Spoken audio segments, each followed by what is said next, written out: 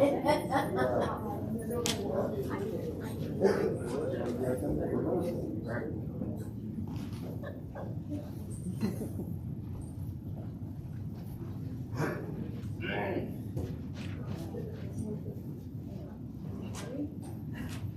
more stuff for you to sit over here. Wherever.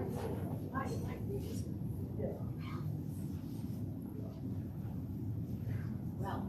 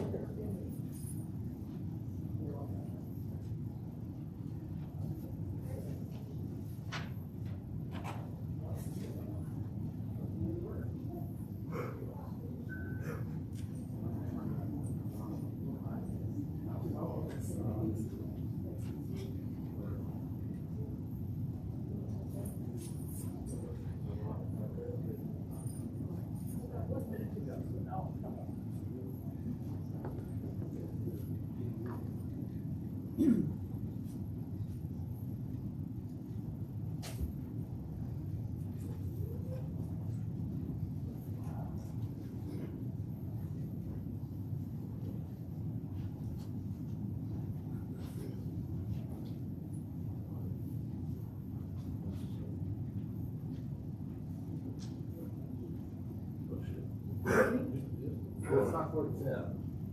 It's not 59. Yeah.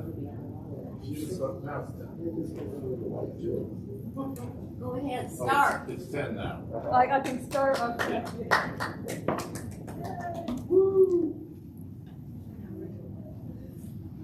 Welcome. Good morning to all, both those of you here in our building and joining us by YouTube. Welcome to the Auburn Unitarian Universalist Fellowship, located on occupied ancestral land of the Muskogee Creek Nation and housed in a building constructed by free formerly enslaved African Americans. My name is Cindy Ranke and I am your service associate today. Welcome to this morning, this day, and this opportunity to be together in community, which is a time of joy, comfort, and sometimes challenges. This Unitarian Universalist congregation is a place where we come to learn more about being human. We're not here because we figured it all out or because we think we've got it right. We come here to learn more about being in relationship together, how to listen, how to forgive, how to be vulnerable, and how to create trust and compassion in one another. I call your attention to the announcements that are printed on the back of the order of service. Please read these for important information about our fellowship life. Spoken announcements will be heard at the end of the hour. On behalf of the members of the fellowship, I extend a special welcome to all visitors who are joining us for the first time, and to those of you who still feel like visitors. If you have not already done so, please fill in our visitor book at the front near the greeters, or digitally by visiting our auuf.org/visitor. You may also contact our minister, Reverend Chris Rothbauer, at minister@auuf.org with any questions or concerns you may have. As we prepare for our service this morning, please remember to turn your phone or other electronic devices to silent. Let us move now into the service, willing to be authentic with each other, honest within ourselves, and open to connection in all forms. Our opening Our opening words this morning are from Reverend Margaret A. Beckham.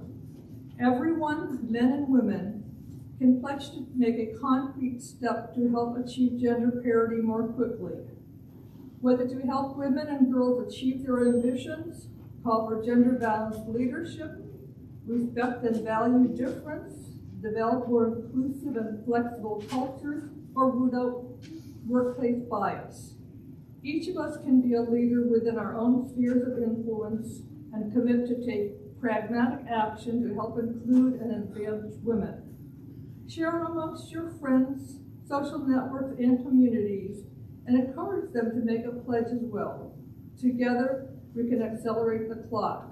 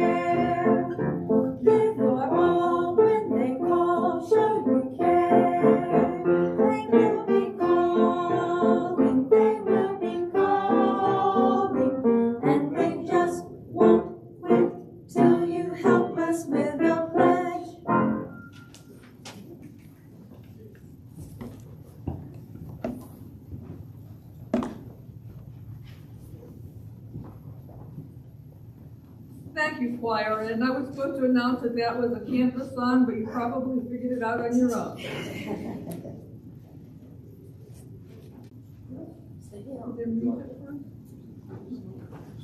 They missed that.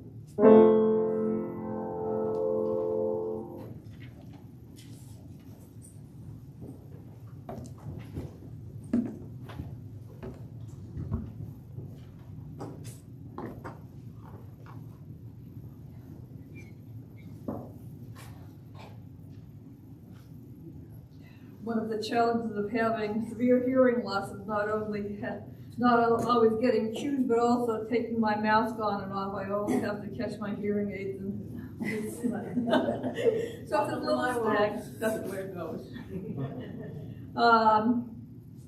We're glad to be able to have a moment of all ages today. Would any young people, and those young at heart, please come down to the front for the moment of all ages with Angela, who is going to do an activity, Inventions by Women. It ended up being more like women in STEM, so let's get a shout out for women in STEM, yeah? Yes. Woo! Woo!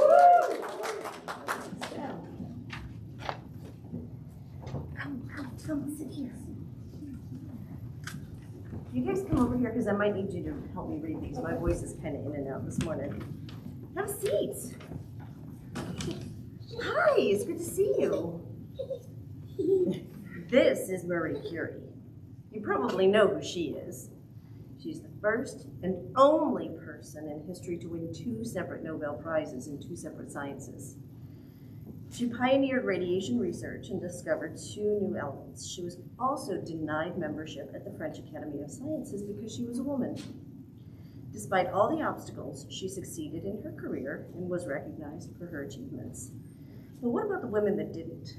What about the women who were denied the same recognition for their same work? I have about a dozen ladies in this hat, and I want you guys to pick who we're going to talk about first. Do you want to go first, Bianca? Okay.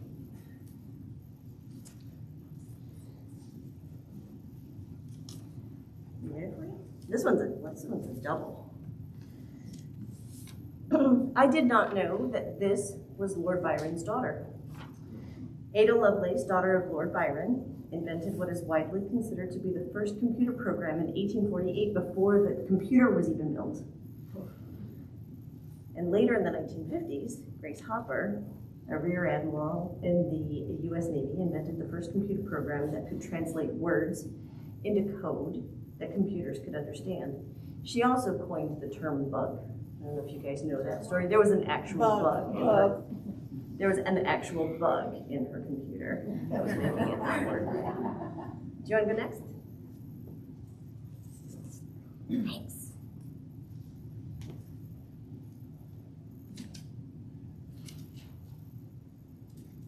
Want to do this one?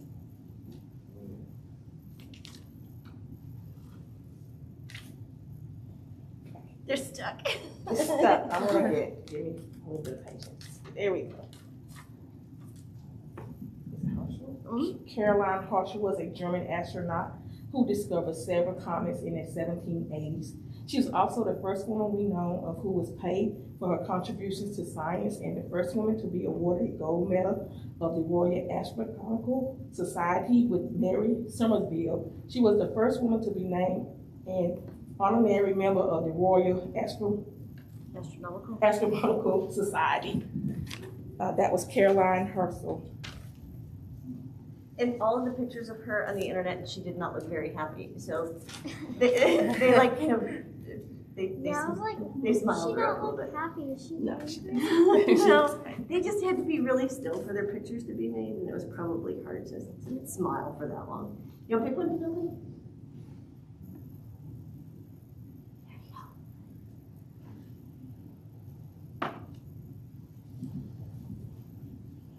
This one's super old. And I tried to do them like from different time periods so you could, have a whole history of stuff. This is Hypatia of Alexandria. She was a Greek mathematician, philosopher, and astronomer. And she was the head of a school in Alexandria. We don't have any of her writings anymore because the library was burned down. Everything in the library was lost back then. Yeah. Yeah, let's get the fun from Dina.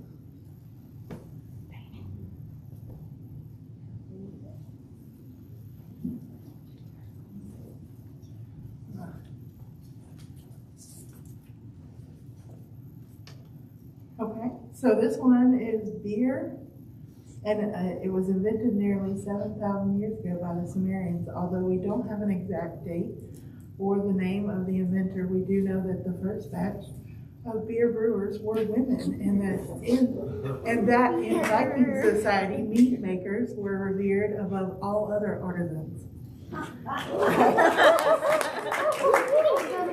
Okay, so another shout out for beer. You want to pick another one? Yes. Yeah. Oh, you can open it for me? You're so awesome.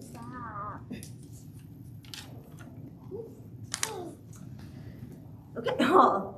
Mary Anderson came to New York in 1903, and she noticed that drivers needed to constantly lean out of her car and manually wipe their windshields. So Mary Anderson set her mind to inventing what we now know as the windshield wiper. I heard that, so we were reading about that in third grade. Yeah? Yeah? I also found out that they had used onions to wipe their windshield. She used onions to wipe their windshields. Well, I think like this. That does not sound safe. Well, they did to wipe off the smell. Oh, this one's my favorite. Shirley Ann Jackson was behind the invention of caller ID in the 1970s. She was also the first African-American woman to receive a doctorate from MIT. Her research also led to the invention of fax machines. It's neat that a lot of these, like they invent a thing and then it leads to like all the stuff that we think of as indispensable today. Thank you, Mel.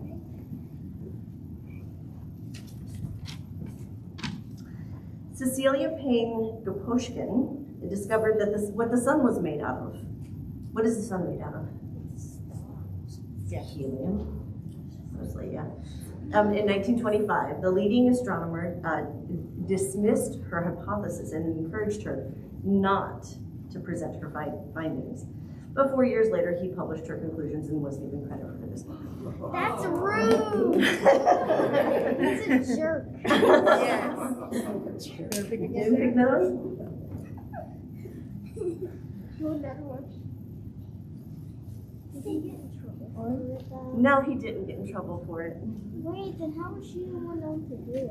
What'd you get? Well, somebody went back and figured out that it was her. You're gonna love this one too, then. Josephine Cochran got tired of her maids breaking her dishes while washing them. So she wanted a machine that would automatically wash her dishes without anyone touching them.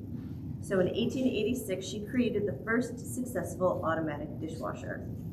But a man named Joel Houghton is often credited with being the origin of the dishwasher because in 1850, he made a patent for a hand-cranked wooden tool that sprayed water on dishes, but it never worked. Yay! So last time around, I think. You want to go ahead and grab them and then you can hand them to me? And pass those out.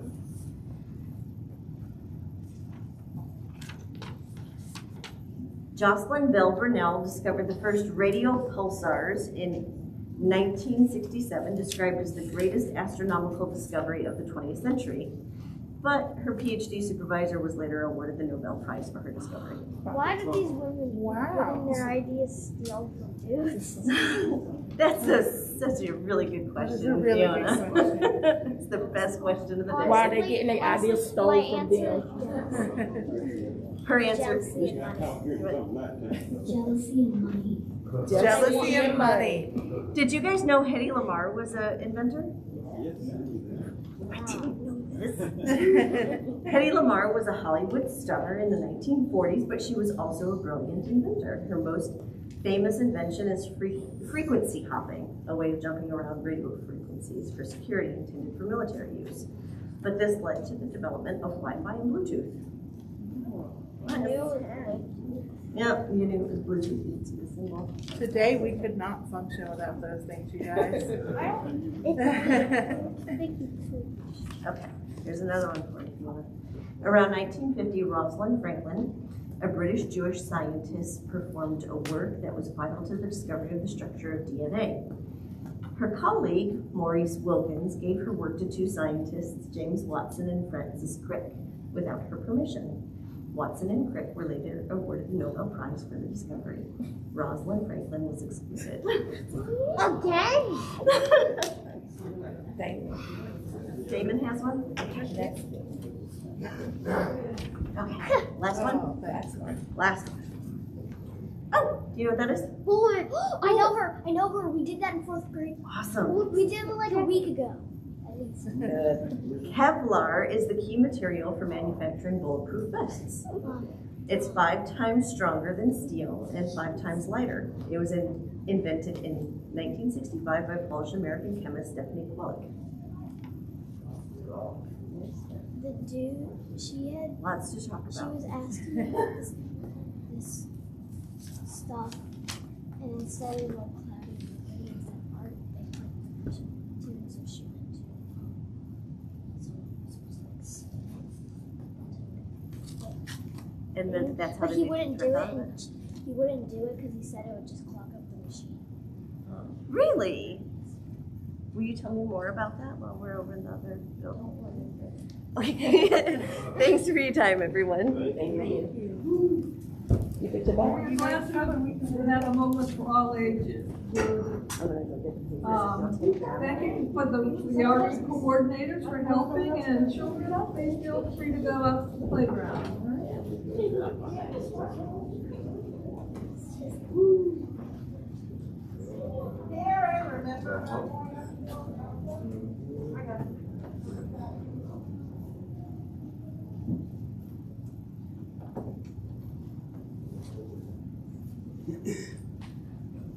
One of the ways we proclaim the warmth and caring of our community is by sharing our joys, concerns, and milestones. If you're joining us virtually, we invite you to type your joy, concern, or milestone into the YouTube chat box. We invite those of you in person, one at a time, to drop a pebble into our communal bowl during the music for meditation.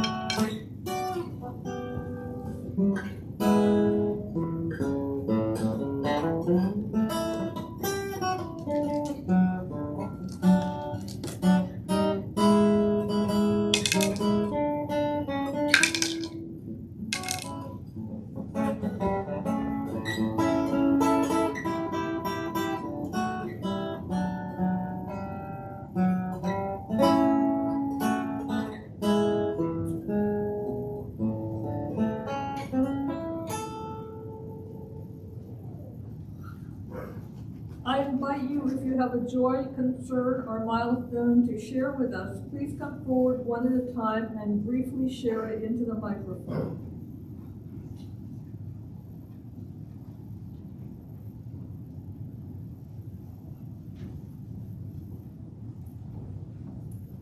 Good morning.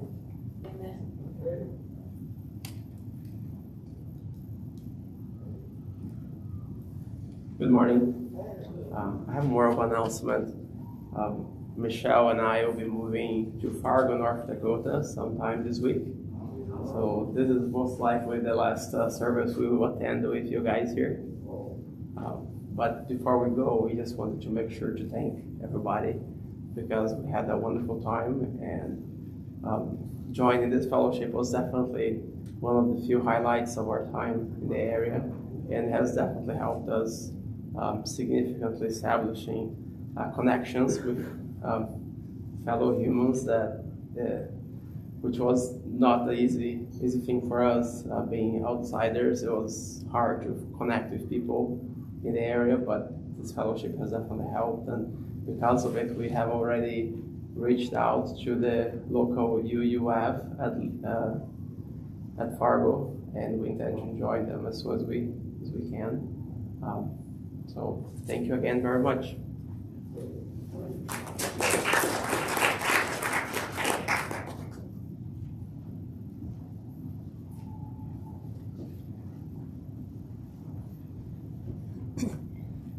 morning. I just want to say it was really quite a joy to see the children interact with the stories today and question why were all these women's ideas being taken? And I already heard Fiona ready to take down the patriarchy, and it was really awesome this morning.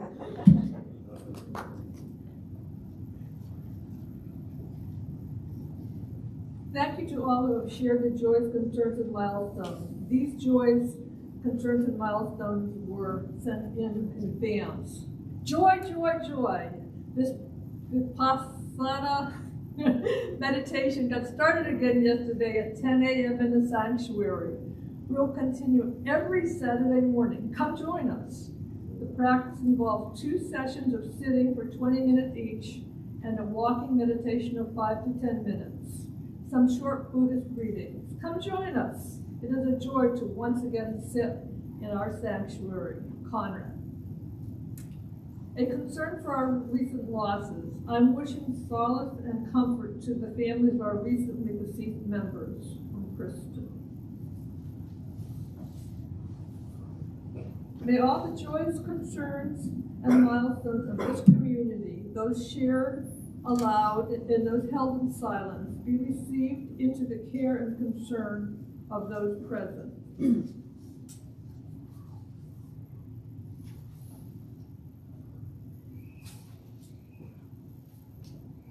These are the words of Sojourner Truth at the 1851 Women's Convention in Dayton, Ohio, as reported by Marcus Robinson.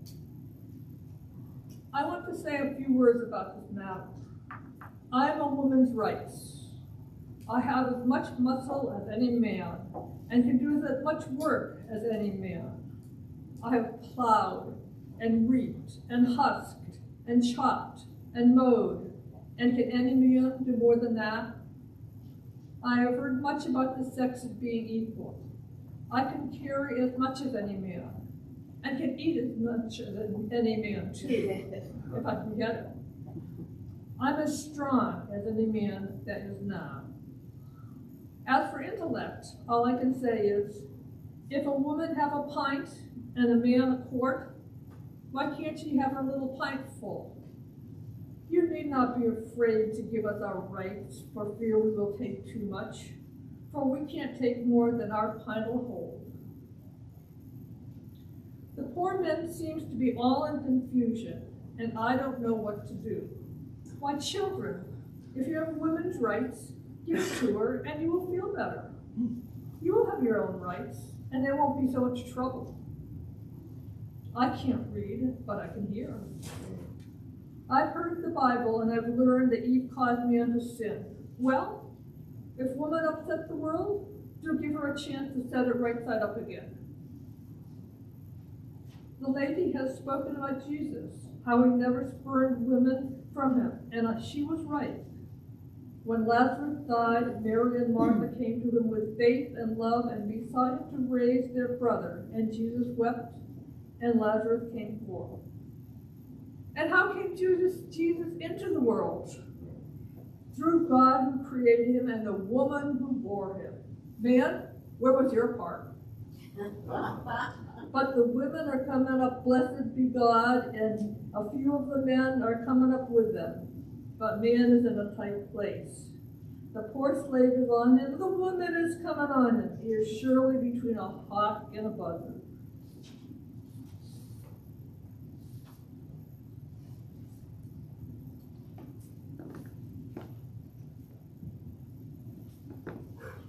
The offering that we take each Sunday isn't just a stale habit.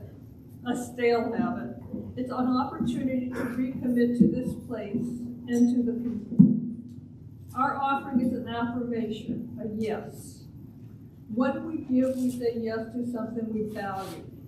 With our gifts freely given, may we say yes to the values of our faith. May our offering help us practice Unitarian Universalism within and beyond our congregation as tools to empower our mission. To make a donation online via PayPal, please visit auuf.org/donate. If you are writing a check, please make your check payable to AUUF with a note on the memo line about whether it is for the offering or for your pledge, and drop in the offering bowl. or mail it to Post Office Box 669, Auburn, Alabama 36831. The offering will now be gratefully received.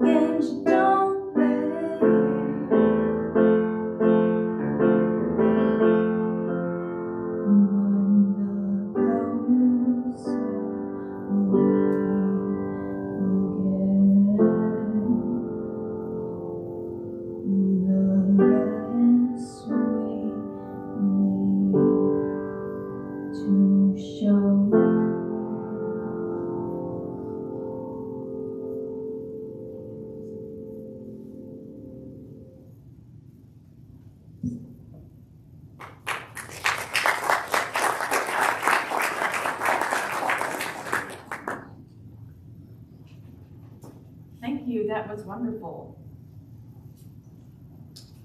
So I'm Sylvia Rogers, and today Angie Hodges and I are going to talk about International Women's Day, which was the 8th of March, in case you didn't know.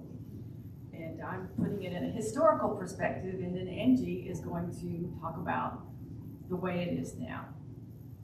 And you know, as it turned out, I found out that International Women's Day has quite the twisty-turny history. In some ways, it's probably arbitrary how it ended up being on the 8th of March, but 8s do resemble some women's bodies. Mine's more of a lowercase d, but some women are shaped like 8s.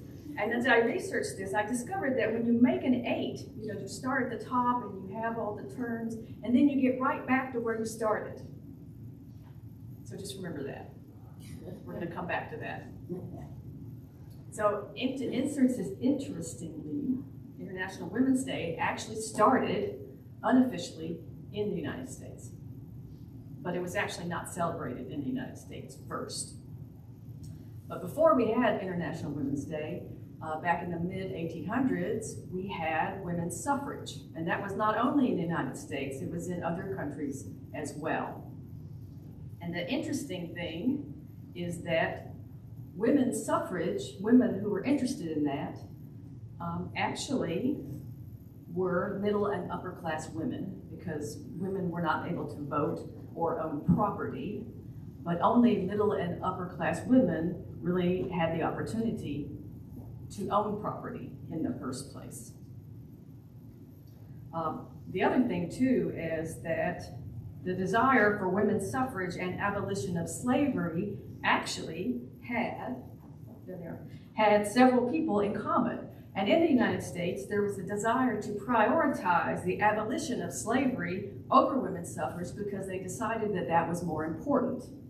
However, there was some concern also that wealthier white women in a certain part of the United States where slavery was legal, that if they had the vote, they would vote the status quo, and it would make it even more difficult to abolish slavery. So that was another reason they decided to prioritize abolition first. And as you might imagine, there was some resentment that in 1870, uneducated former enslaved black men had the right to vote before educated, wealthy white women. In spite of this, women continued to advocate for suffrage, but it didn't really go anywhere. So we're going to skip ahead a few decades to the turn of the 20th century, and there was a lot of social upheaval, especially in labor. Socialism, communism was coming to the fore, and it was a very interesting time. And there were two, back in 1908, there was a big demonstration of women in the garment district. And there was, I read it was either 1,500 or 15,000. My guess it was probably 1,500. But either way, that's a lot of people. And what they were advocating was higher wages, less hours, and the abolishment of child labor. So remember that. Higher wages, less hours, abolishment of child labor. Two leading German sociologists, here's the picture. These are not the women that were the garment district ladies, but it is a cool picture. These are the leading German socialists, Louise Seitz and Clara Zetkin. And they were actually so impressed by what was going on in the area around New York City that they actually went back to Germany and established an International Women's Day. So it was actually celebrated as an event in Germany first, and then it actually spread throughout Europe, and it was very much related to labor. So that was the first twisty part was that, in fact, there was like this sort of racist rhetoric inside the women's movement for suffrage that because abolition was prioritized. And then the second part was that, in fact, with the fact that wealthier white women were interested in suffrage, but it was actually working class women that got the party started, y'all. And they moved from New York to Europe, where there were hundreds of demonstrations for Women's Day in all these different countries. The next little twisty part was the fact that World War I had a very waning effect on that. So instead of about labor, Women's Day became about opposing the war. So there was still things going on, but it was more about opposing World War I. Now, the next little twisty thing is the International Women's Day and its relationship to the Russian Revolution. So Russian women, pre-revolution, started Women's Day in 1913. 4 years later, in 1917, which was February 23rd on the Gregorian calendar, working class women in St. Petersburg, tired of rising food prices, war, deteriorating living conditions, led a demonstration calling for the end of war and political autocracy. It was called Bread and Peace. And here's one part of it, and it quickly morphed into this part of it because they could not quell that demonstration, and it spread, and 4 days later, the Tsar of Russia abdicated.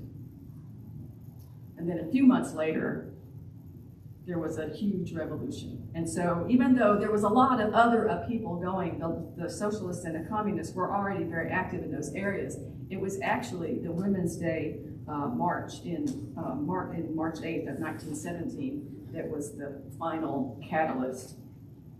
So I just thought that was super interesting. Do y'all think that's interesting? Yeah. I think it's fascinating. I couldn't believe it, that here we had a holiday that started, well, it wasn't actually an official holiday. It started in the New York City area, moved to Europe, spread to Russia, and the focus of Women's Day in communist countries has always been about celebration. So when it became the Soviet Union, Communist China, other areas that became communist, it was always about celebration.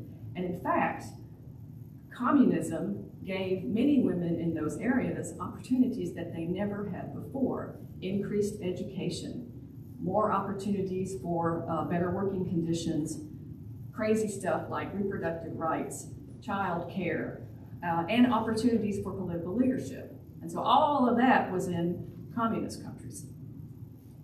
So back in the ranch, as we say, back in Europe and Western Europe and the United States, of course, suffrage had been achieved for the upper class women, right? Everybody was able to vote around 1921, and in European countries even before that. And so International Women's Day celebration began to wane. And additionally, the concern of the anti-communist ideas that spread throughout Europe and the United States, it sort of tainted that holiday because it was a communist holiday. So as it turns out, the whole idea switched to communist holidays. And in fact, the only women's type celebration was Mother's Day. So if we fast forward a few more decades, in 1960, okay, I showed you that picture, with the rise of feminism all over the world, International Women's Day celebrations returned in Western Europe, mostly in England. And it was typically not only involving feminists, but all kinds of people. They were interested in left-wing activists, women's groups, labor organizations, and they were calling for things like equal pay, shorter hours, childcare, just the same thing that they had wanted back in 1908 and 1909 when the whole thing started. But they also were interested in LGBTQ rights and reproductive rights and peace.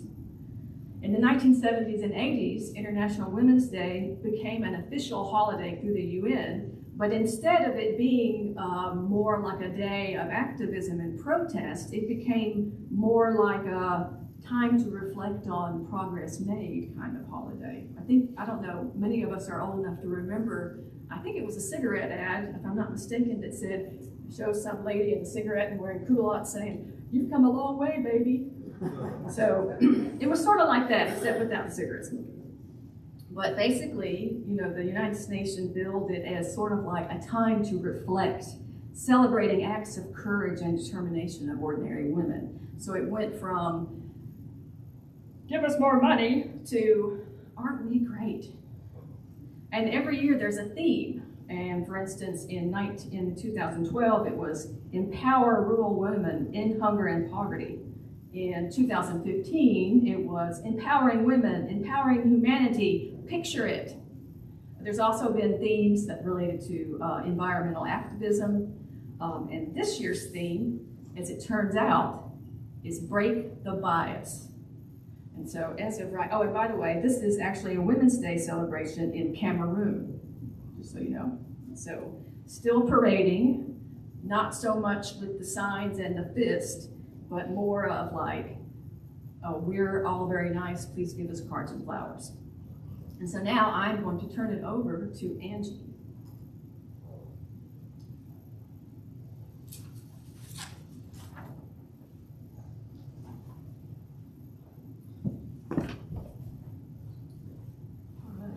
I'm Angie Hodges, a member of the Sunday Services Committee, and a woman. And thank you, Sylvia, wonderful information and insight. So as said, yes, this year's theme is break the bias. So let's begin with the definition of bias, and it is defined as prejudice in favor of or against one thing, person, or group compared with another, usually in a way considered to be unfair. So the International Women's Day website reads, knowing that bias exists isn't enough. Action is needed to level the playing field.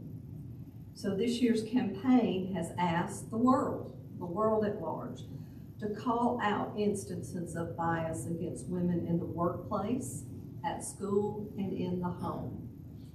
So from a persisting pay gap to increasing attacks on women's reproductive health rights, it's not just a woman's issue, it's a human rights issue. So there was an article from March of 2020 from the United Nations Development Program, the UNDP. So they conducted a study and found that 90% of the people across 75 countries that they interviewed were shown to have some sort of bias against women. Let that sink in. 90% across 75 countries. The report argues that until these biases diminish through extensive educational and advocacy efforts, that women will continue to have worse economic, educational, health, and life outcomes than men do. The report found that more than half of the respondents think men make better political leaders than women. 40% believe that men make better corporate leaders and deserve jobs more than women do. And perhaps most alarming of all, 28% of respondents said they think it's acceptable for men to beat their wives. So, statistically, women make up 43% of agricultural workforce, but they own 18% of agricultural land. And as Sylvia discussed, while both men and women can now vote in most countries, as of September 2021, there were 26 women serving as heads of state and or government officials in 24 countries. And at the current rate, gender equality in the highest positions of power will not be reached for another 130 years. So, of note is that for the first time in United States history, the recent State of the Union address delivered by President Biden was done with a female vice president and female Speaker of the House seated behind him. But again, they were seated behind him. So can I personally be optimistic that during my lifetime that we may see a State of the Union address delivered by a female president? We'll see. So we want to talk about the gender inequality in the workplace. So there are 6 identified types of bias in this area. So the first is performance bias. And that is the assumption that women are less competent than men. And this bias results in women being stereotyped for jobs that are deemed to be less demanding. The second identified is attribution bias. And this is the belief that women's accomplishments aren't as valuable as that of men's. And so their achievements aren't given as much value as men's. And it leads to women not receiving recognition and credit for their work in that place. A third bias